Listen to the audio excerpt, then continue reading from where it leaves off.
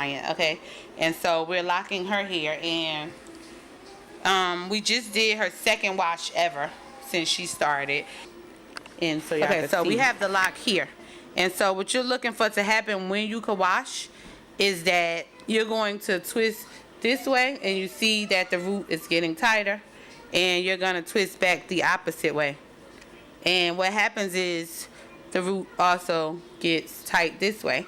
Now this is an indication that you can wash the hair safely without the locks coming apart, because they have already started to lock in this spot here. You want to just wait for this little thing to happen, because it doesn't take very long, and if you do wait, your locking journey is started. And for locks that are starting to lock, I usually just start them with diamond parts. And so with diamond parts, we just part it, instead of straight across the back, you're going to part it going up, like I'm doing here. You just part it going up, because you're really looking for like the straightest line so that you can do a fast retwist. One thing too we need to talk about is the clips, because a lot of people, they feel like they retwist tight, but it doesn't come out tight when they're from under the dryer. But they'll do this and then they'll put a clip like that, and then it unravels, because this is not actually hanging on to anything. It's not clipped down. You have to clip it down so that it can't move. You don't want it to move. And so you clip the root and then you clip the end. And I usually clip mine to the towel like that.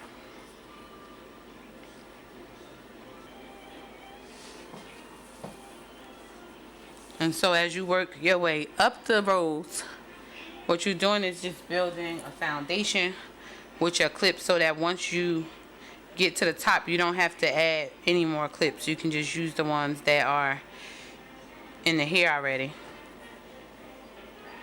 and use one clip, because one clip is like, it's the fastest way to do it, but you have to build up to that. So I have 3 clips in there. So for this third clip, what I'm going to do is just place my finger here, and then use these fingers right here to open up the clip, and so it doesn't move when I open this up. So finger here, open this up.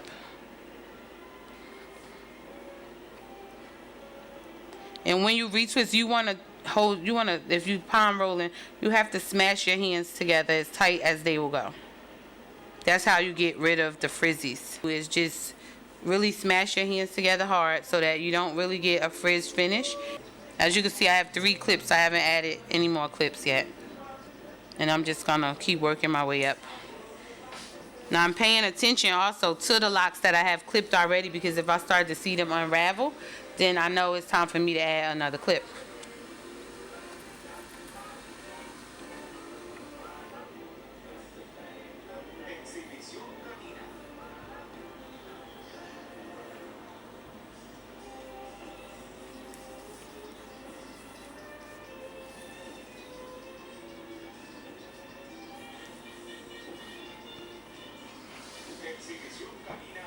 So let's talk about retwisting. When you retwist, how are your hands? Are your hands taut? Are your hands strong? You have to retwist with strong hands, or you're not going to have a strong retwist.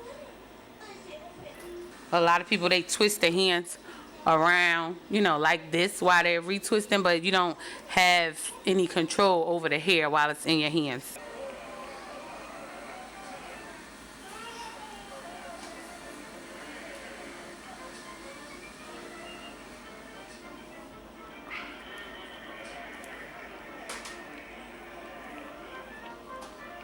And notice when I do clip these locks, I'm more focused on clipping the ends than the roots. I see a lot of people who are more focused on clipping the roots. But if you just leave the ends, they're going to be frizzy. They're not going to look as nice when you style the hair.